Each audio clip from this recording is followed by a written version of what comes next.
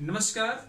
आज जो है हम क्लास 9 के साइंस में फिजिक्स चैप्टर का अध्ययन करेंगे और इस फिजिक्स चैप्टर में जो सबसे पहले चैप्टर आता है वह है आपका गति, मोशन जिसको कहते हैं। गति जो है एक अपने आप में एक ऐसा टॉपिक है जो कई बिंदुओं को अपने आप में समेटा हुआ है। उन बिंदुओं के बारे में थोड़ा सा हमने एक प्लांट तैयार करके रखा है। इस प्लांट के तहत आप उन सारे बिंदुओं को देख सकते हैं और समझ सकते हैं कि गति के अंदर वो पॉइंट्स कौन कौन से हैं। आइए चलते हैं, देखते हैं। सबसे पहले आपका है गति। गति एक ऐसा है पॉइंट जो बिल्कुल जड़ की तरह कार्य करता है। इसमें जो निकली हुई बिंदुएं हैं वो इस प्रकार है। पहला है सापेक्ष गति, दूसरा है भौतिक राशियां, तीसरा है दूरी, फिर है चौथा विस्थापन, पांचवा है चाल, छठा है वेग, सातवां है त्वरण, आठवां है ग्राफीय निरूपण और नौवां है आपका गति के समीकरण, मीन्स इक्वेशन ऑफ मोशन। हम जो है इन सभी बिंदुओं का अध्ययन इस गति के चैप्टर में पढ़ेंगे। तो आइए चलते हैं गति के चैप्टर में इन सारे बिंदुओं को जानने के लिए वन बाय वन करके पूरे विस्तार तरीके से इसको हम जानने का प्रयास करेंगे। तो चलते हैं, स्टार्ट करते हैं आपके उस जड़ से जिसका नाम है गति अर्थात मोशन।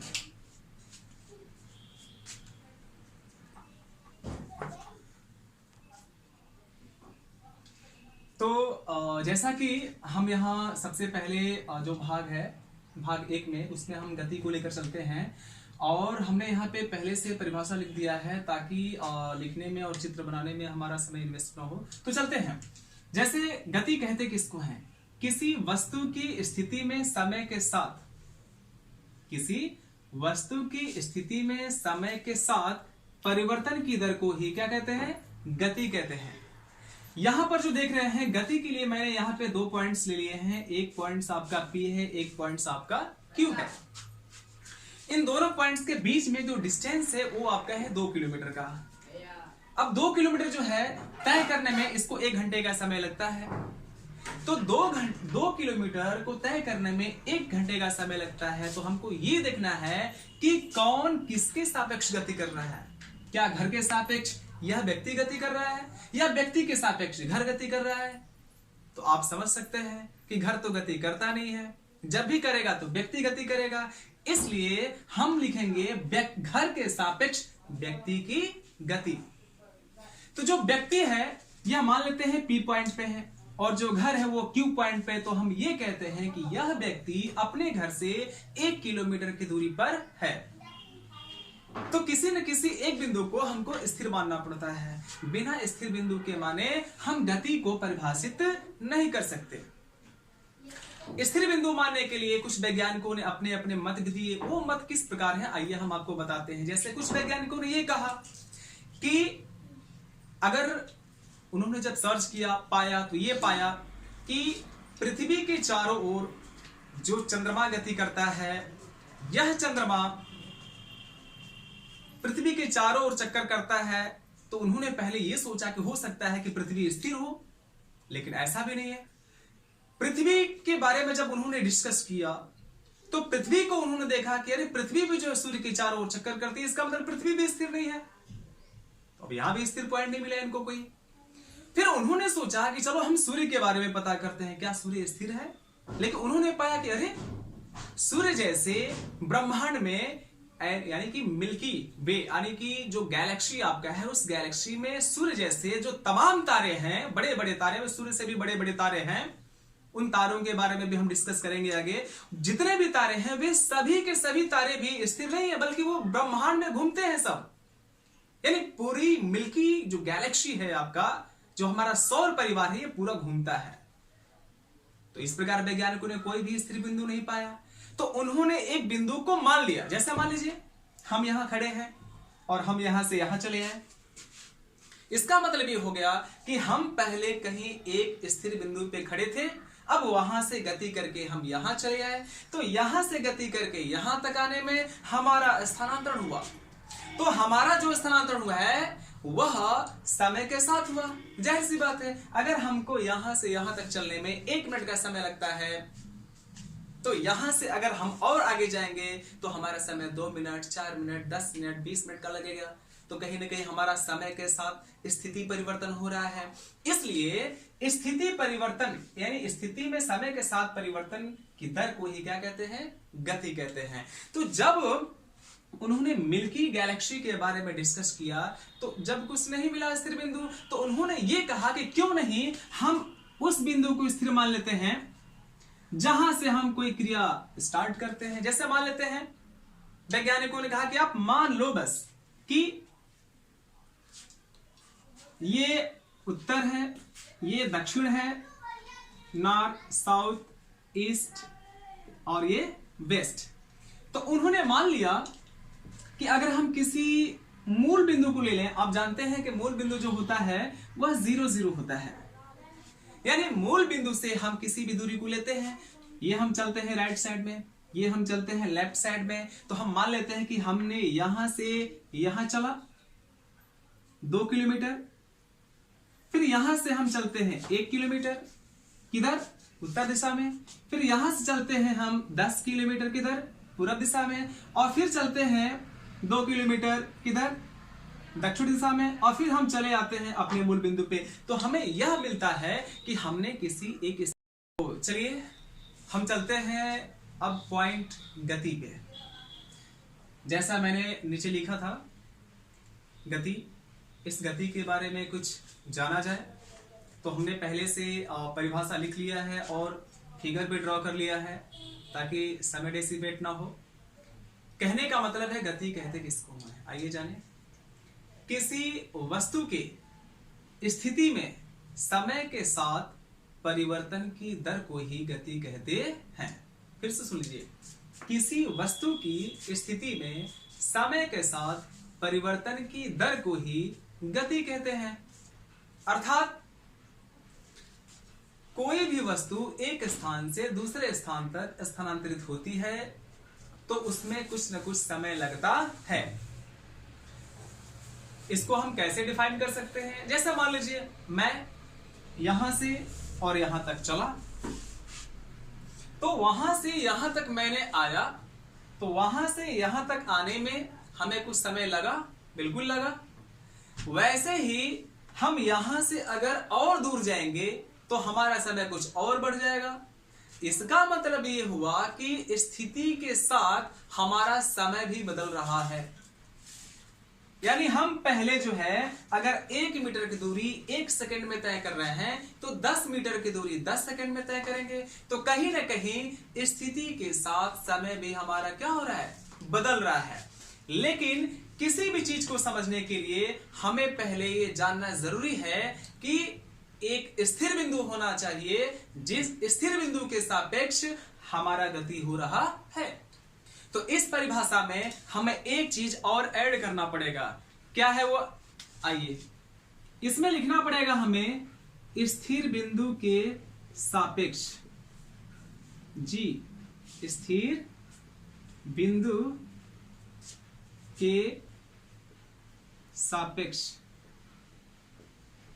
अब कभी भी कोई गति करेगा तो किसी एक स्थिर बिंदु को मानकर ही उसके सापेक्ष गति करेगा। जैसे मान लीजिए एक व्यक्ति है बिंदु P पे और उसका घर है बिंदु Q पे। अगर उसको जाना है अपने घर तो क्या करेगा? या वह व्यक्ति अपने घर से मान लेते हैं 2 किलोमीटर की दूरी पे आ चुका है, तो 2 किलोमीटर की दूरी उसने 1 घंटे में तय किया। ऐसे ही अगर अपने घर से वो 4 किलोमीटर की दूरी अगर तय करेगा तो 2 घंटा लगेगा। इसका मतलब ये हुआ कि स्थिति अर्थात उसके स्थान में जैसे जैसे परिवर्तन होगा वैसे वैसे उसके समय में भी परिवर्तन होगा। तो कहने का मतलब यह है कि इसमें स्थिर बिंदु क्या हो जाएगा? तो इसमें स्थिर बिंदु जो है उसका घर हो जाएगा। ये जो है आपका स्थिर बिंदु क्या हो जाएगा? घर हो जाएगा। क्यों? क्योंकि घर तो भाई इधर उधर होगा नहीं, जब भी होगा व्यक्ति होगा। तो व्यक्ति जो है अपने घर से 1-2 किलोमीटर की दूरी पर है। हम ये नहीं कहेंगे कि व्यक्ति अपने घर से 2 किलोमीटर की दूरी पे है। अरे भाई, हम हो सकता है कि 2.5 किलोमीटर की दूरी पे भी हो सकते हैं, 3 किलोमीटर की दूरी पे भी हो सकते हैं। जब भी दूरी को, डिस्टेंस को नापना होता है, लेना होता है, तो हम एक स्थिर बिंदु से ही लेते हैं। कि जैसे मान लीजिए हमारा घर स्टेशन से 1 किलोमीटर की दूरी पर है, या हम स्टेशन से 1 किलोमीटर की दूरी पर है, ठीक है। तो इस प्रकार से दूरी को हम लेते हैं। अब इसमें कुछ वैज्ञानिकों का अपना अलग अलग मत भी रहा है। वैज्ञानिकों के मत के अनुसार जानते हैं, आइए।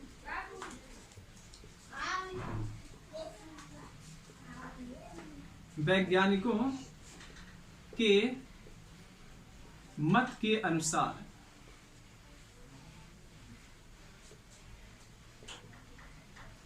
वैज्ञानिकों ने कुछ अपने अपने मत दिए। वो मत किस प्रकार है, आइए जानते हैं। जैसे कुछ वैज्ञानिकों ने ये कहा, ये सर्च किया कि चंद्रमा एक जगह स्थिर होगा, हो सकता है इट में भी, तो उन्होंने चंद्रमा पे गया।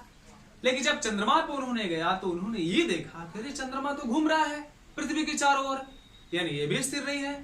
तो उन्होंने पृथ्वी पे गया। उन्होंने सोचा कि हो सकता है कि चंद्रमा पृथ्वी के चारों ओर घूम रहा है तो पृथ्वी स्थिर होगी। लेकिन जब पृथ्वी पे गए तो उन्होंने ये पाया कि अरे, ये तो पृथ्वी भी स्थिर नहीं है, पृथ्वी भी गोल गोल घूम रही है सूर्य के चारों ओर। तो कहीं ना कहीं जितने भी ग्रह हैं वे सारे ग्रह सूर्य के चारों ओर घूम रहे हैं, चारों तरफ गति कर रहे हैं। तो कहीं ना कहीं सूर्य स्थिर होगा, ऐसा वैज्ञानिक लोग सोचे। लेकिन जब वैज्ञानिक वहां गए सूर्य के पास, तो उन्होंने ये देखा कि अरे, ये तो सूर्य भी एक जगह स्थिर नहीं है, बल्कि सूर्य जैसे ब्रह्मांड में अनेकों ऐसे बड़े तारे हैं जो एक जगह स्थिर नहीं है, बल्कि वे सभी भी क्या कर रहे हैं, ब्रह्मांड में घूम रहे हैं, अपने सौर परिवार में क्या कर रहे हैं, घूम रहे हैं। यानी कोई भी स्थिर बिंदु उनको नहीं मिला। तो उन्होंने मान लिया, उन्होंने एक बिंदु को मान लिया। मान लीजिए निर्देशांक के अनुसार, निर्देशांक के अनुसार जो है उन्होंने मान लिया कि मान लेते हैं कोई एक स्थिर बिंदु O है जिसका मूल बिंदु 0 0 है। अब हमको कोई भी दूरी लेनी होती है तो हम इस मूल बिंदु से ही लेते हैं। क्यों?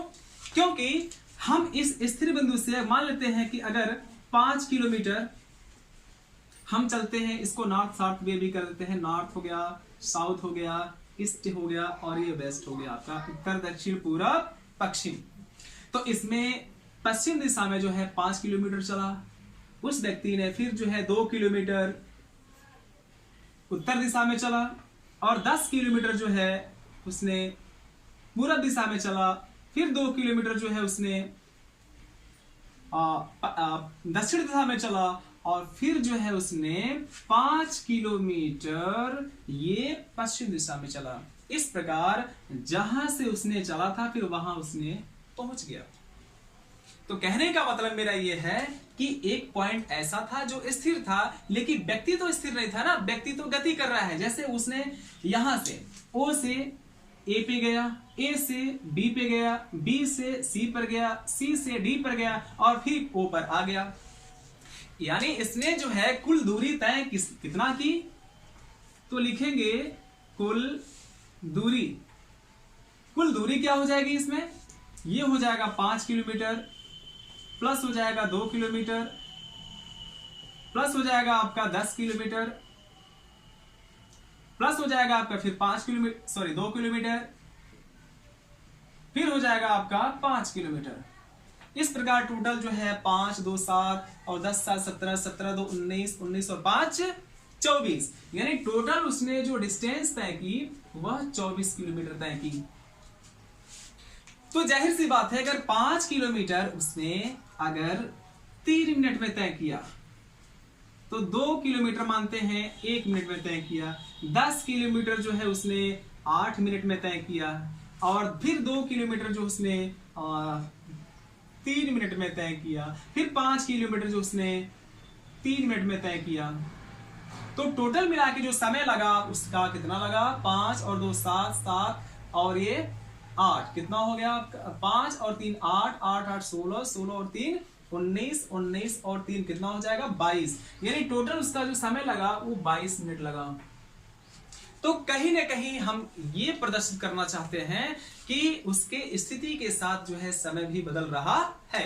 जैसे आप देख सकते हैं 5 किलोमीटर की जो स्थिति थी वो 3 मिनट में, अब 5 और 2 7 किलोमीटर की जो स्थिति है वह कितना हो गया आपका, कितना हो गया 3 और 2 5, यानी ये हो जाएगा आपका 2 किलोमीटर और यहां से ये 3 मिनट है आपका, 3 मिनट ये भी है, तो 3 और 3 6 मिनट हो जाएगा और 5 2 7 किलोमीटर हो जाएगा, यानी 7 किलोमीटर उसने 6 मिनट में तय किया।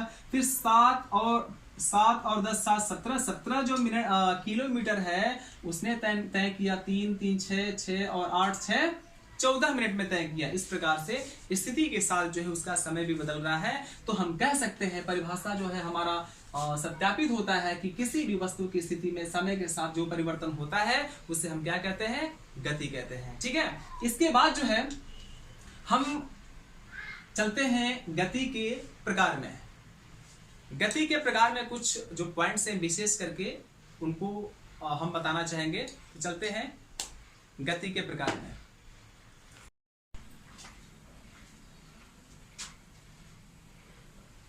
तो जैसा कि हमने आपको कहा गति के प्रकार में कुछ हम यहाँ पे बोर्ड पे लिख चुके हैं परिभाषा। इस परिभाषा को हम एक एक करके आपको बाय एग्जांपल बताएंगे, लेकिन पहले परिभाषा सुन लेंगे उसके बाद। जैसे सरलरेखी गति, वृत्तीय गति, दोलन गति, ये 3 प्रकार की गति होते हैं। और इनमें जो है जो वृत्तीय गति है, इस वृत्तीय गति के अंदर जो है 2 गतियां और पाई जाती हैं जिनको हम कहते हैं प्रक्षेप्य गति और घूर्णन गति। सरलरेखी गति में भी पाया जाता है जिसे हम कहते हैं एक समान गति और असमान गति। लेकिन इनसे पहले हम आपको बता दें इन तीनों की परिभाषा। सरलरेखी गति कहते किसको है, जब कोई पिंड एक सीधी रेखा में सरल रेखी पथ पे गति करता है तो इसकी गति सरल रेखी गति कहलाती है। एक बार फिर से सुन लेंगे। जब कोई पिंड एक सीधी रेखा में एक सरल रेखी पथ पे गति करता है तो इसकी गति सरल रेखी गति कहलाती है। जैसे सड़क पर कार या बस की गति, और दूसरा हमने एग्जांपल लिखा है ट्रेन की गति इत्यादि। इसको अभी हम फिगर के साथ में एक एक करके आपको समझाएंगे। लेकिन दूसरा क्या है आपका परिभाषा, वृत्तीय गति की परिभाषा क्या है कि जब कोई पिंड निश्चित बिंदु, याद रखिएगा निश्चित बिंदु, जब कोई पिंड किसी निश्चित बिंदु को केंद्र मानकर उसके चारों ओर गति करता है तो उसकी गति वृत्तीय गति कहलाती है।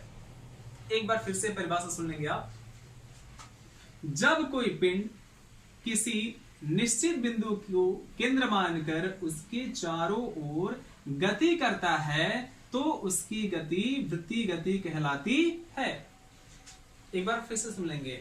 जब कोई पिंड किसी निश्चित बिंदु को केंद्र मानकर उसके चारों ओर गति करता है तो उसकी गति वृत्तीय गति कहलाती है। जैसे हमने लिखा घड़ी की सुई की गति, फिर हमने लिखा ग्रहों की गति। आपको पूरा विस्तार से बताएंगे, विस्तार से समझाएंगे एग्जांपल। तीसरा हमने लिखा है गति के प्रकार में दोलन गति। दोलन गति क्या है, जब कोई पिंड एक निश्चित आधार से बद्ध साम्य स्थिति के इधर उधर अगर दोलन करता है तो उसकी गति दोलन गति कहलाती है। मैंने एक निश्चित आधार का मतलब ये आपको एग्जाम्पल में बताएंगे। जैसे हम मानते हैं ये कोई एक निश्चित आधार है, या मानते हैं दीवार हो गया, दीवार में यह एक निश्चित आधार है, ये दीवार हमारा निश्चित आधार है। यहां पर एक ऐसे पॉइंट लगा के इसमें किसी अगर गोले को धागे में बांध कर लटका देंगे तो ये निश्चित आधार कहलाता है। ठीक है, इसलिए निश्चित आधार से लटके हुए किसी पिंड को अगर देखें तो वो साम्य स्थिति के इधर उधर गति करता है, उस गति को ही कहते हैं दोलन गति। बाय एग्जांपल, जैसे घड़ी की पेंडुलम वो भी दोलन करती है, और झूले की गति ये भी दोलन गति के एग्जांपल है। तो इन तीनों के एग्जांपल्स को आइए हम एक बार फिर से समझाते हैं बाय एग्जांपल। ठीक है, तीनों के एग्जांपल को समझाते हैं। आइए कैसे।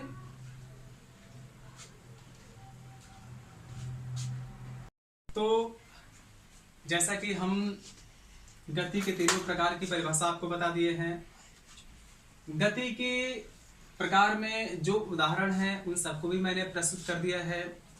अब 1 बाई 1 करके जो है हम इन सभी उदाहरणों को हम एक्सप्लेन करने जा रहे हैं, कुछ यहाँ चित्र के माध्यम से।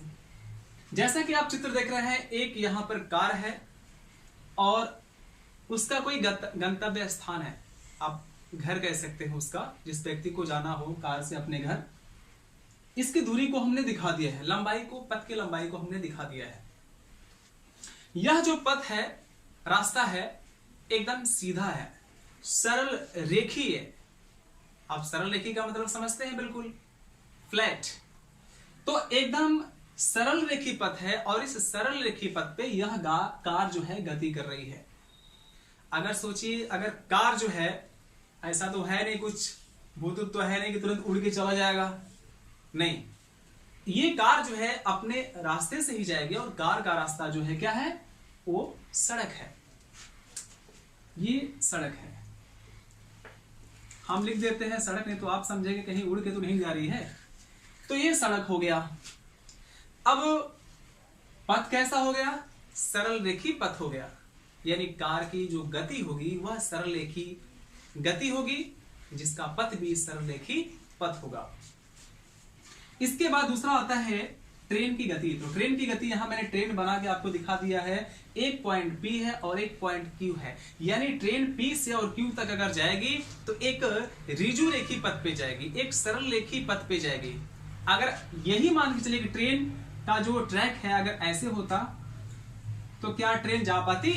बिल्कुल नहीं जा पाती, एकदम असंभव सा हो जाता है। क्यों? इसके बाद जो है, या अगर ये सड़क जो है अगर ऐसे ऐसे होता तो क्या ये कार जो है चल पाती? बिल्कुल नहीं चल पाती। इसलिए जब भी हम लेंगे तो फ्लैट वे लेंगे, फ्लैट रास्ता लेंगे, बिल्कुल सीधी रेखा लेंगे, सीधा सड़क लेंगे। तो हम इसको ये कहेंगे कि यदि कोई पिंड एक सीधी रेखा में या सरल रेखी पथ पे गति करती है तो उसकी गति सरल रेखी गति कहलाती है। ये हो गया सरल गति की परिभाषा और सरल गति का उदाहरण। इसके बाद जो है हम आपको बताते हैं वृत्तीय गति की परिभाषा और वृत्तीय गति का उदाहरण। चलिए चलते हैं वृत्तीय गति के उदाहरण को समझते हैं।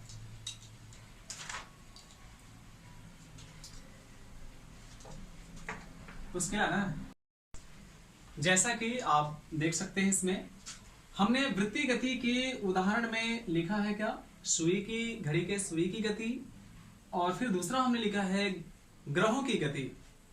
ये दोनों जो हैं वृत्तीय गति के एकदम और एकदम सटीक उदाहरण हैं। लेकिन इसमें सबसे पहले बताना चाहेंगे घड़ी की सुई की गति। देखिए, या तो घंटे वाली सुई हो, या तो मिनट वाली सुई हो, या तो सेकंड वाली सुई हो, ये तीनों जो सुइयां होती हैं ये हमेशा और हमेशा वृत्तीय गति करते हैं।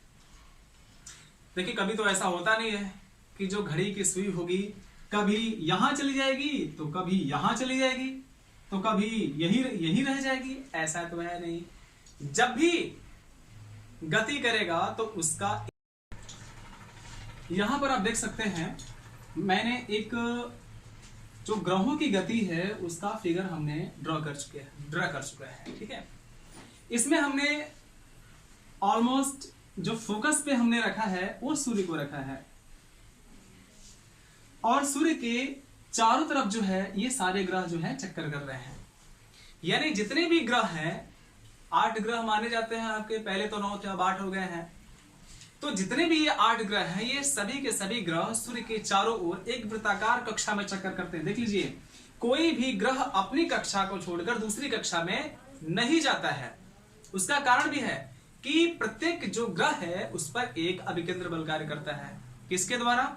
सूर्य के द्वारा। इसलिए प्रत्येक जो ग्रह है वह अपनी कक्षा में ही वृत्ताकार पथ पे गति करता रहता है। इसलिए इस गति को हम कहते हैं वृत्तीय गति।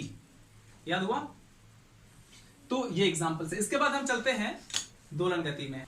इसके बाद जो है हम आपको बताने जा रहे हैं दोलन गति का एग्जाम्पल। इसमें जैसा आप फिगर देख रहे हैं, मैंने यहाँ पे निश्चित आधार बना रखा है और निश्चित आधार से एक पिंड को हमने लटका दिया है। इस पिंड पर एक बल कार्य करता है, इसको हम कहते हैं F = m/g। तो m/g जो है यह नीचे की तरफ यहाँ पे कार्य करता है, विरामा स्थिति में कार्य करता है। और जब यह पिंड यहाँ से इसको ले जाते हैं, छोड़ते हैं, तो छोड़ने के पश्चात यह पिंड फिर यहाँ से यहाँ आता है, फिर यहाँ से यहाँ जाता है, यानी निरंतर जो है अपनी साम्य स्थिति, ये जो है साम्य स्थिति कहलाती है। और साम्य स्थिति के इधर और उधर लगातार जो है गति करती रहती है, इसलिए इस गति को हम दोलन गति कहते हैं।